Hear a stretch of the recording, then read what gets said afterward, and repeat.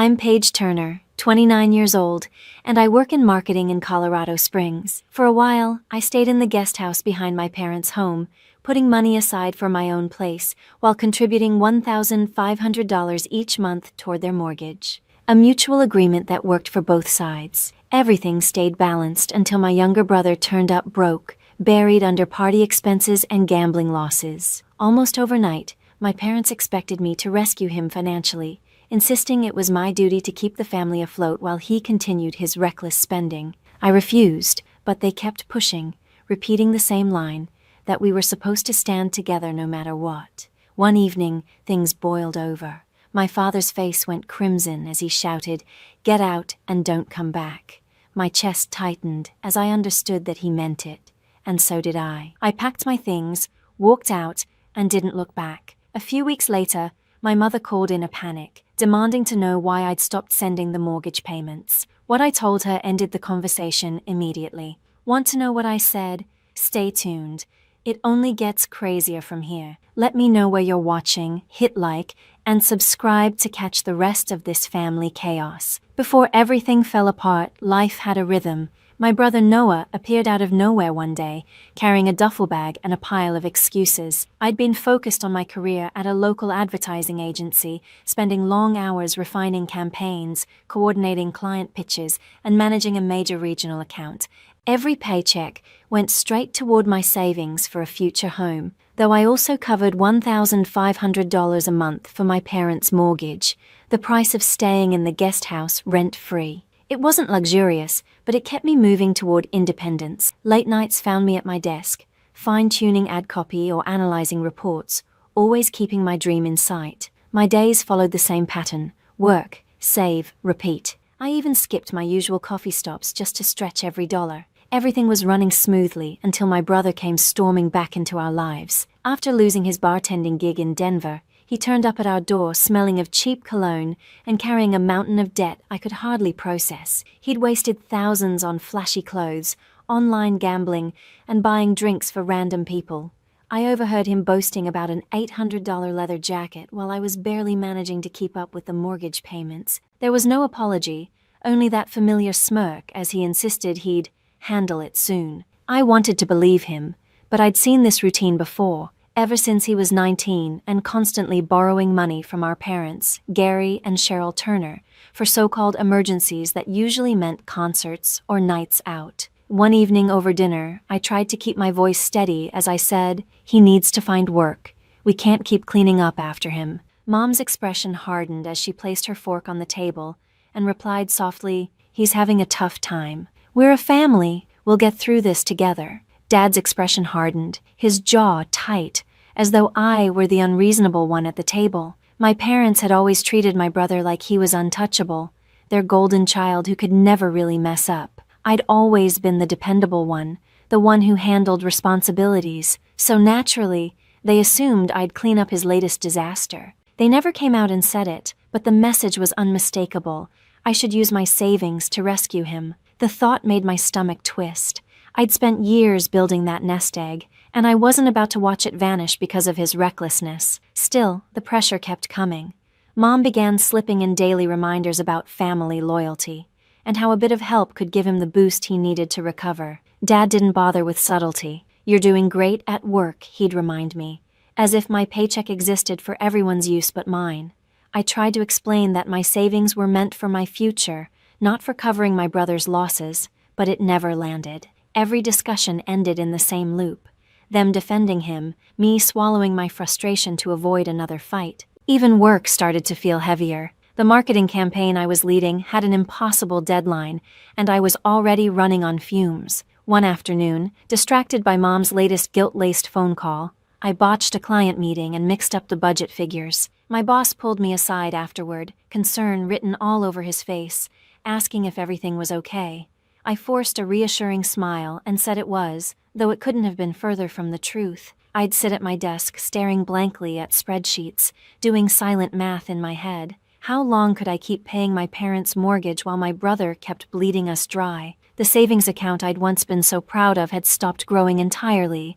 Every time I logged in to check the balance, resentment pricked at me a little deeper. I tried reasoning with my brother, hoping he might finally take responsibility. One evening, I found him stretched out on the couch, eyes fixed on his phone. "You've got to stop spending," I said as calmly as I could. "I'm not bailing you out this time." He barely glanced up, mumbling about some job he was about to land. I pushed for details, how much he owed, to whom, and when he planned to pay it off. He just shrugged, claimed everything was handled, and immediately started talking about a party he'd gone to. My hands trembled as I walked away, realizing he was spinning the same old lies. The guest house that had once felt like my peaceful space now seemed suffocating.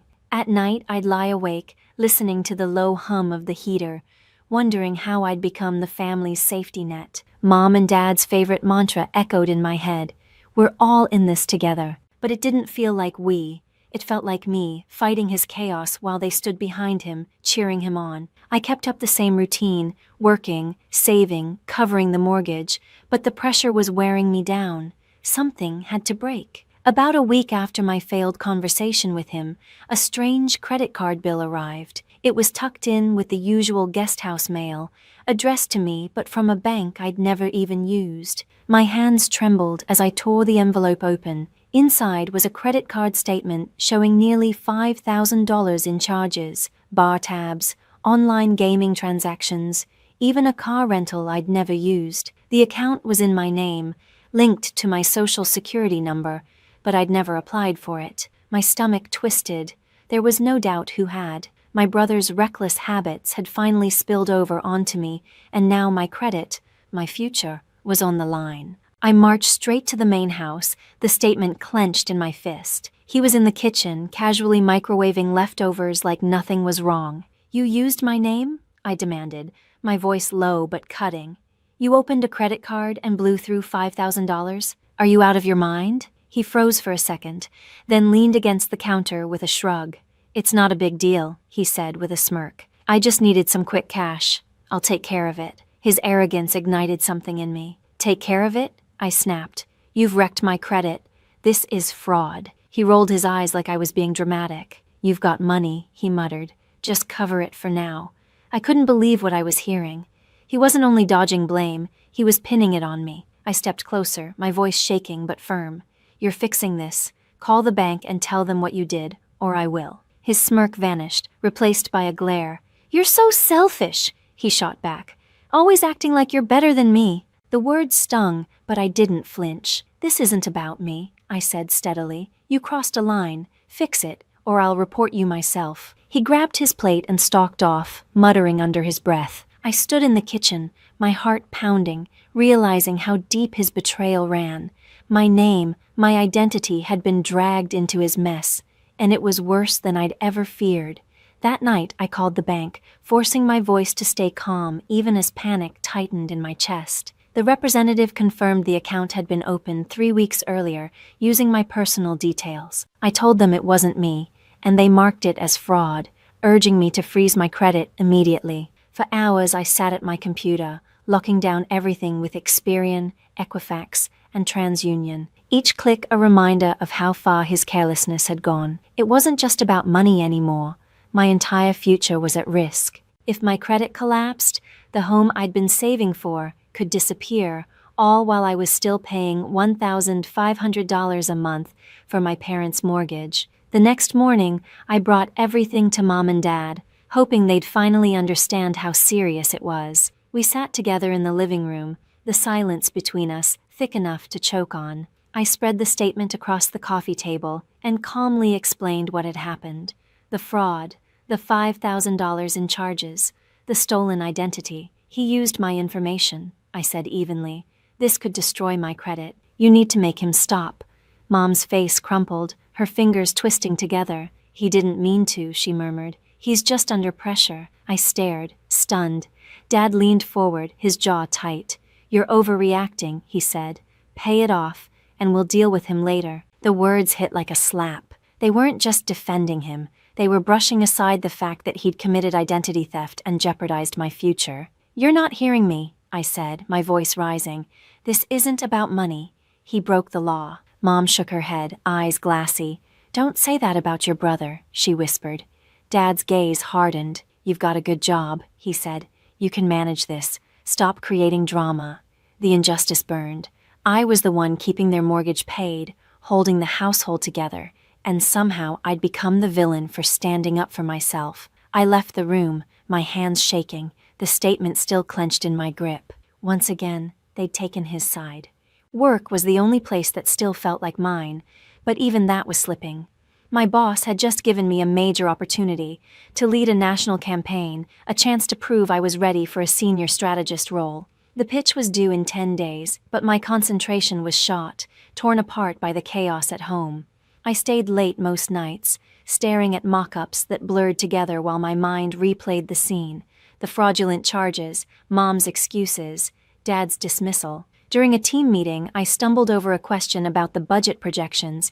My thoughts stuck on the fraud report I'd filed. My boss gave me a puzzled look, and I forced a smile, promising to circle back. I couldn't afford to let this derail me. Back at the guest house, I paced, the walls closing in. My brother's betrayal wasn't just painful. It was clarifying. I couldn't keep living like this, under their roof, bound by their loyalty to him. The space that had once symbolized progress now felt like a trap. I'd secured my credit for now, but I knew it was only a matter of time before he did something worse. My parents' refusal to hold him accountable said everything. They'd always expect me to clean up his chaos, to sacrifice my future for his failures. The thought of staying, of enduring that cycle, made my skin crawl. I needed out, even if it meant starting over from scratch. A few days later, Dad called for a family meeting. The moment I stepped into the living room, tension thick in the air, I knew something was coming, and it wasn't good. Mom sat hunched on the couch, her fingers twisting nervously, while my brother lounged in an armchair, phone in hand, completely detached from the moment. Dad stood near the window, his expression carved in stone, the fading Colorado Springs light stretching long shadows behind him. "We've got a problem," he said, his tone low but cutting. "Your brother's in deep again. $10,000 gone on gambling and shopping. You're going to cover it, Paige, or you're out of the guest house." The words slammed into me. $10,000, on top of the credit disaster he'd already caused. My head spun, but I forced my voice steady. "I'm not paying for his mess. I've done more than enough for this family." My hands trembled, but I didn't back down. My brother didn't even look up, still scrolling like none of it concerned him. Mom's voice finally broke the silence, soft and trembling. "He's trying, Paige. He just needs a little help to get back on his feet. Family looks out for family." Her words twisted like a knife. "Sacrifices?" I snapped, the edge in my voice sharper than I intended. "I've been the one making sacrifices for years, keeping this place afloat. When does he take responsibility?" Dad's eyes narrowed, his jaw tightening. "You've got a good job," he said flatly. "You can afford it. Stop turning this into a battle." The injustice burned through me. I turned to my brother, who finally lifted his gaze, bored and smug. "You're dragging all of us down," I said, voice shaking. "You blew 10 grand and I'm supposed to fix it? Explain yourself." He gave a lazy shrug, leaning back in the chair. "Not my fault things got rough," he said, his tone laced with sarcasm.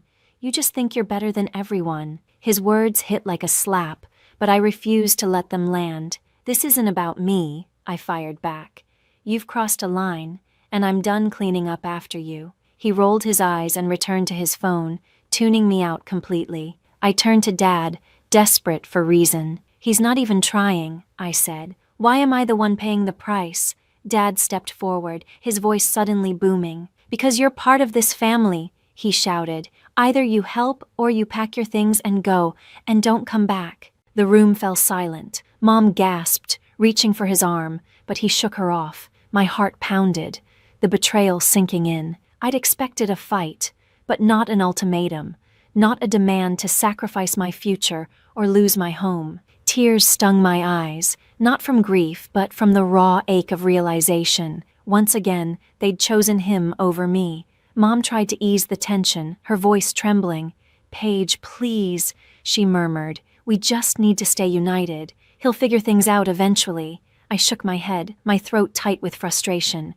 "You're not helping him," I said. "You're enabling him. You're letting him drag us all down, and I'm the one paying the price." My eyes shifted to my brother, still glued to his phone, oblivious to the chaos around him. "You don't even care," I said, my voice breaking. He didn't answer, didn't even glance up. I turned and left, each step echoing against the hardwood floor. When I got back to the guest house, the air felt heavier, colder. The demand, $10,000 to clean up his mess, pressed on me like a weight I couldn't carry anymore. I sat on the edge of my bed, my thoughts spinning. Years of contributions, months of covering the mortgage, all the sacrifices I'd made, none of it mattered. To them, I wasn't a daughter. I was a safety net. My brother's debts, his careless detachment, their endless excuses. It was a loop I'd never escape as long as I stayed. The guest house that once represented stability had become a trap, anchoring me to their dysfunction. I thought about my work, the campaign I was leading, the promotion I'd been fighting for. Staying would cost more than money. It would cost my peace, my future, maybe even my sense of self. I grabbed my phone and called Lindsay Wade, my closest friend since college. Her voice came through, warm and grounding. "Paige, talk to me. What's going on?" she asked. Everything came pouring out. Dad's ultimatum, the 10 grand, my brother's indifference, Mom's pleading. My voice cracked as I said the words out loud. They chose him over me. Lindsay didn't hesitate. "You don't deserve that," she said firmly. "You need to get out, Paige. For good." Her words landed with force, echoing the truth I'd been avoiding. Staying meant repeating the same heartbreak.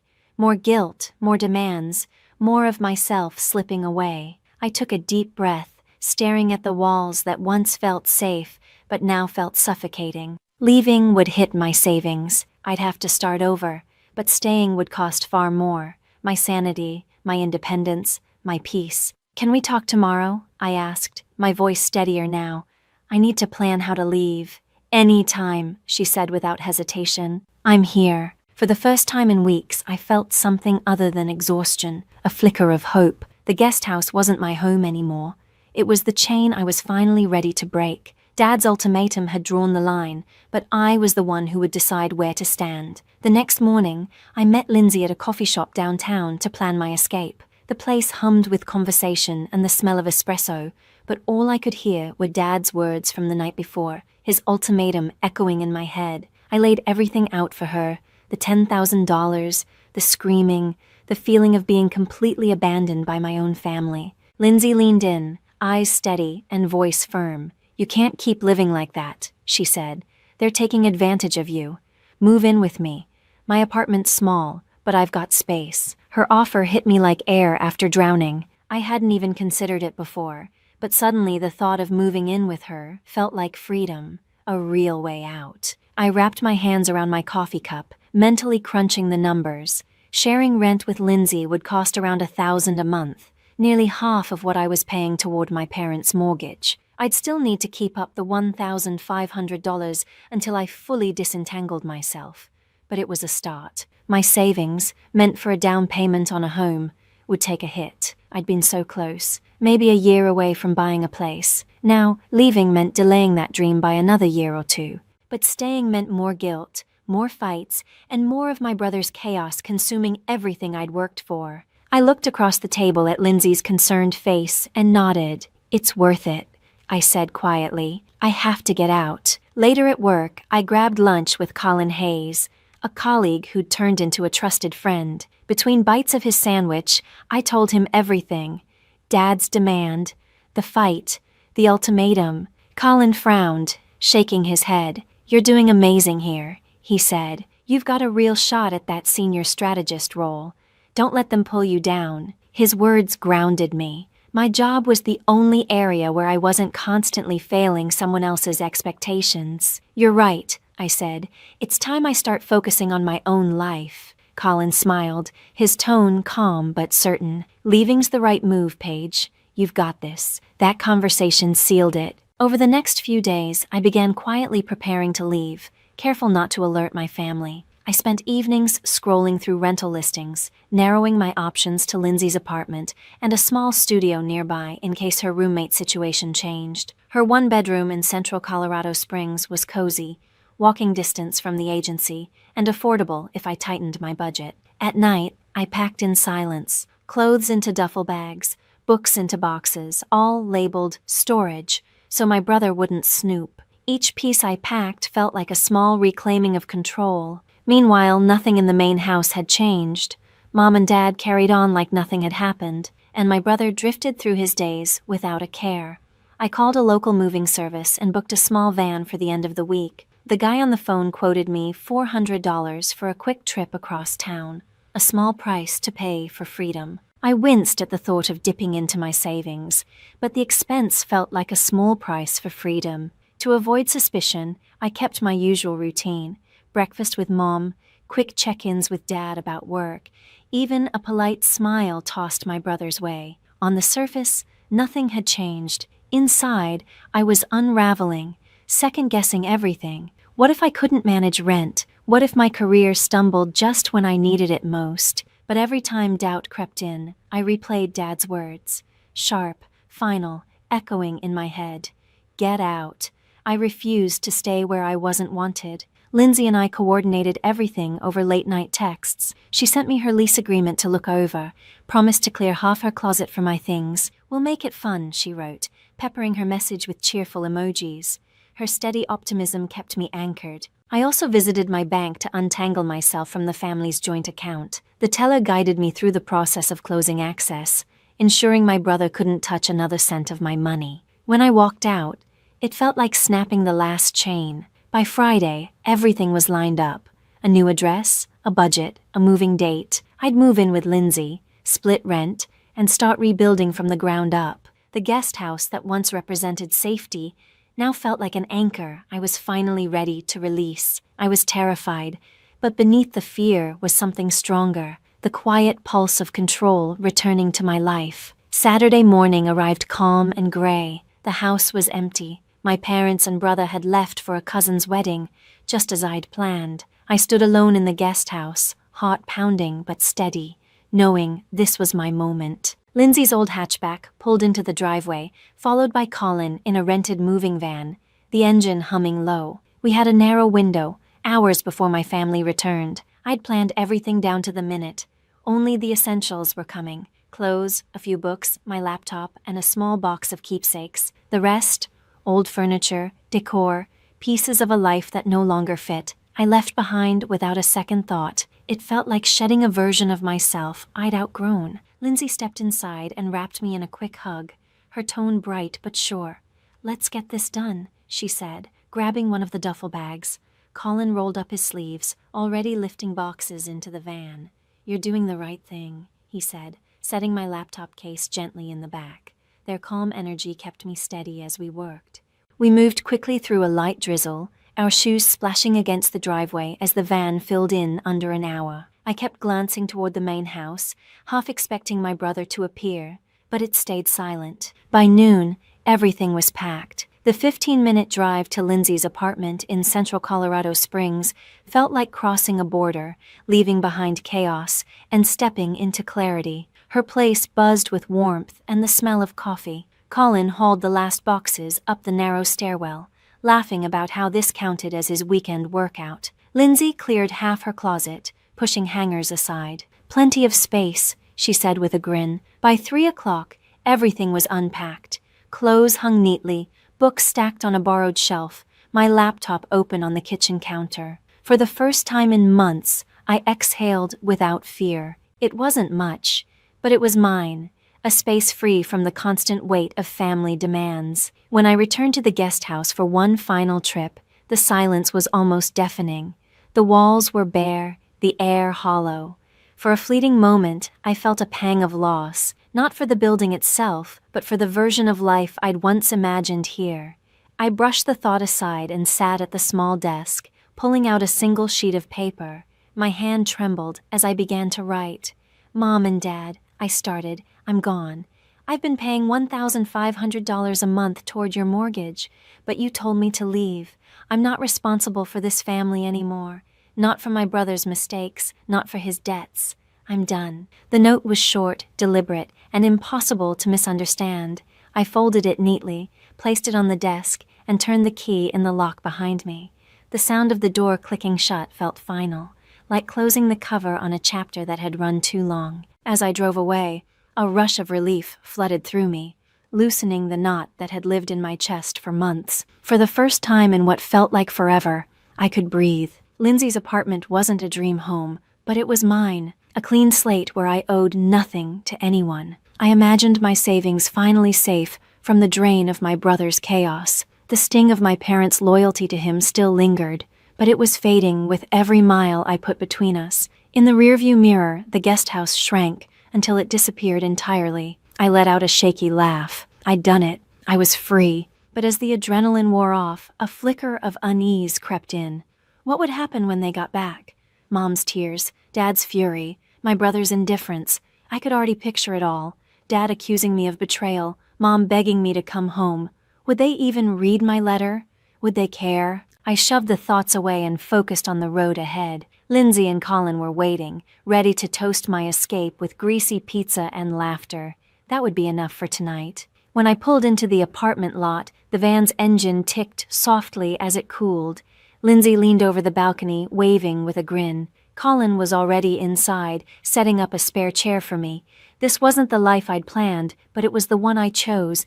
Imperfect, maybe, but wholly mine. The letter lingered in my mind like an echo. Every word of it had been true. My family had drawn their line, and I'd drawn mine. The road ahead was uncertain, but it finally felt like it belonged to me. 3 weeks later, that illusion shattered. My phone lit up with a string of frantic messages from Mom. "Paige, we're in trouble," the first one said. "The bank's threatening to foreclose. Please call." I stared at the screen, my coffee growing cold on the kitchen counter. They'd read the letter, finally realizing I'd stopped paying the $1,500 a month toward their mortgage. A notice from the bank had arrived. 30 days to pay, or they'd lose the house. My stomach clenched, not from guilt, but from a strange blend of pity and finality. I'd carried them for too long, and now they were feeling the weight I'd been shouldering for years. That evening, Mom called, her voice quivering through the receiver. "Paige, we need you," she said. "Just pay the mortgage a little longer. We'll figure something out." I stood by the window of my apartment, gazing out at the Colorado Springs skyline twinkling below. My voice stayed calm, though my pulse raced. "You told me to leave," I said evenly. "I'm not responsible for your decisions, or his." She started pleading, words spilling over themselves. "Your brother's trying. He just needs more time." "I'm done fixing his mistakes," I interrupted.